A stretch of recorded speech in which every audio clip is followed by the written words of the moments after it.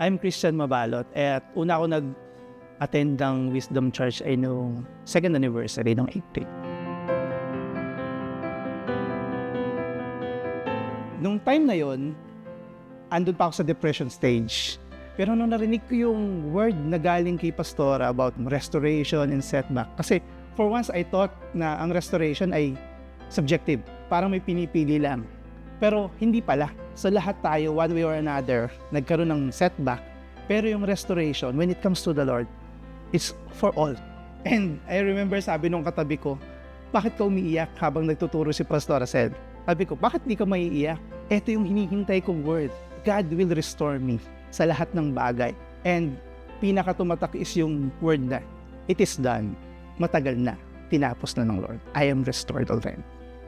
Una, nagbago yung relationship namin magtatay. Kasi before, hindi kami nagkakaroon ng heart-to-heart talk. Hindi kami nagkakaroon ng open up. Kaya nga, maraming nangyari sa buhay ko na hindi niya alam. At marami ring nangyayari sa kanya within our family na hindi ko rin alam. Naging open kami sa isa't isa. And the good thing is, parating involved si Lord kapag nag-uusap kami. Nakatanggap din ako ng specific miracle actually. Yung mata ko kasi, meron tong portion na parang white dito. Pag tumingin kang ganyan, meron siyang blanco as in white. But ngayon, wala na. Thank God, nangyari yon. At yun yung una, sabi ko, parang mabubulag na ako. Pero hindi. And I believe it's God's way of saying na I'm not done yet.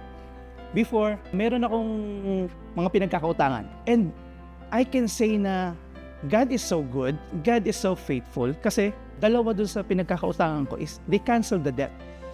And I praise God. Ang sagot lang nila sa akin, kung tinanong ko kasi kung bakit, ang sagot lang nila, because God is so being kind to me. So I'm doing it for you as well. So cancel na yun. And at the same time, ngayon, praise be to God, kasi tayo naman nagpapahiram ngayon. And I'm giving the glory to God. Kasi kung wala siyang binigay, wala tayong maitutulong dito sa iba.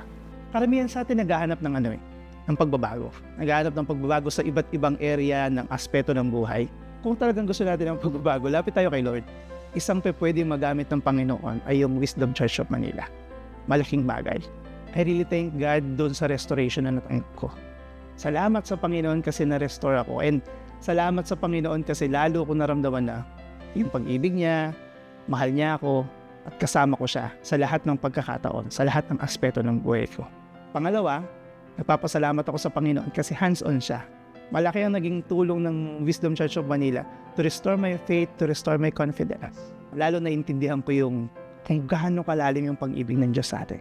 See you at Wisdom Church of Manila. Tara, sama ka na.